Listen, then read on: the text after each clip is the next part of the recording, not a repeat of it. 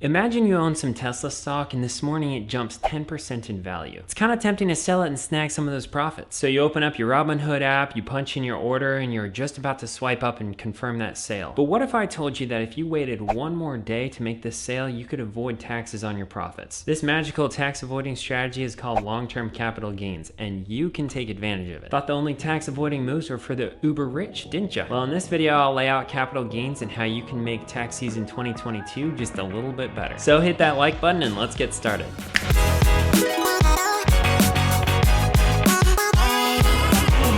Hello there, my name is Caleb and my goal is to teach you financially what you may have not been taught in school. I'm truly honored that you're here. Little did you know that capital gains isn't just a business book written by Chip Gaines. It's a strategy for you to save money on taxes. And they're spelled a little different since capital gains is a pun.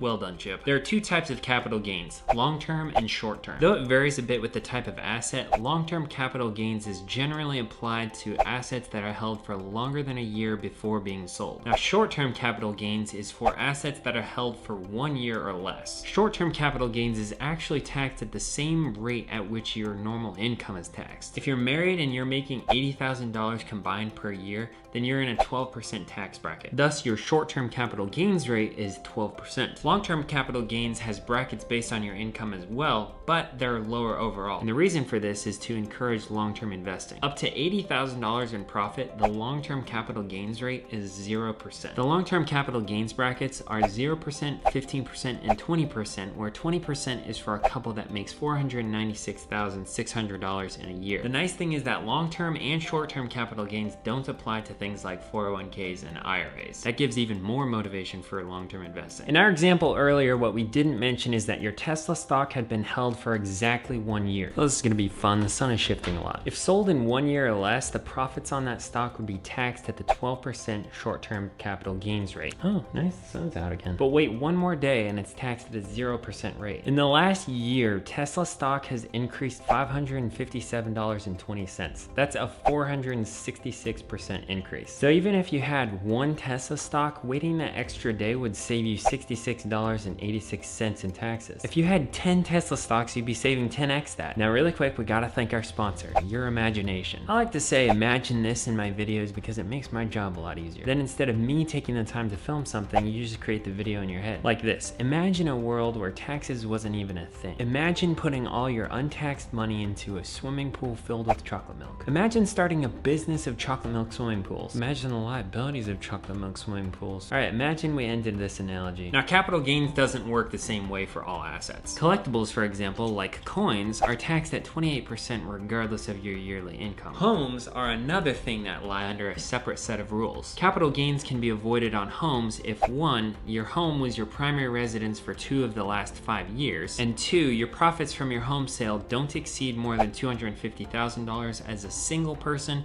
or $500,000 as a married couple. Last year, Bailey and I bought this house for a little under $200,000. We've replaced the roof, installed insulation, done a lot of landscaping. Let's say we even stocked the fridge with chocolate milk. With all these home improvements and the soaring housing market, I wouldn't be surprised if this place was worth at least $700,000 now. All right, we're using our imaginations here. If that were the case and we sold 1 year from now, we wouldn't owe any capital gains because we would have lived here for 2 years and our profits would have been $500,000, but no more. There are other exceptions within the tax code as well, which is why it's important for you to talk to an actual tax professional if you have any questions. Not some rando on YouTube who thinks he can just talk about long-term capital gains willy-nilly. This topic is especially relevant right now because of all the talk surrounding what President Biden just proposed. Biden proposed an increase to the highest capital gains rate from 20% to 39.6%. And that doesn't even include the 3.8% investment surtax or the state taxes on top of that. But according to Biden, it would only apply to those who make over $1 million per year. And that's a combined $1 million between salary, stocks sold, real estate that's sold. Now it's Friday, let me look at my paycheck.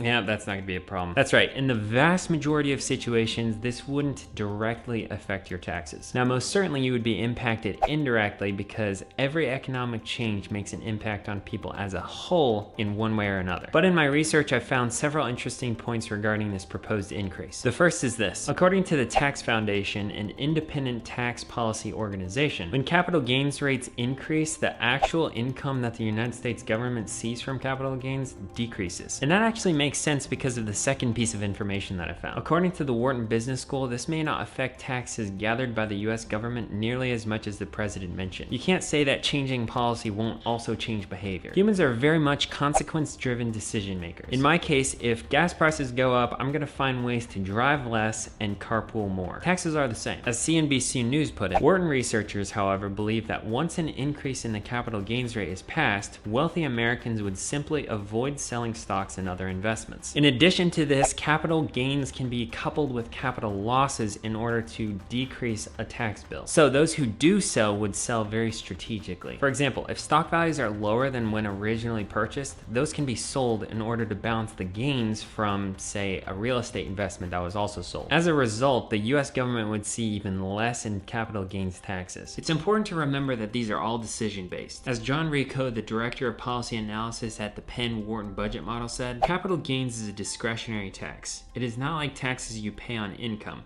You get to decide when you sell your investments and therefore when you pay taxes or not. So we'll see how this turns out if it's even passed by Congress. And I'm certainly no policy genius, and I'm not an economist either, so it's hard for me to say what will happen. But regardless, your ability to save money on taxes using long-term capital gains remains a distinct opportunity. So before you sell your next investment, make sure that you consult with a tax pro so that you can understand all your options. Because I'm not a tax or investment pro, so nothing that I say constitutes any legal advice in that regard. What's that?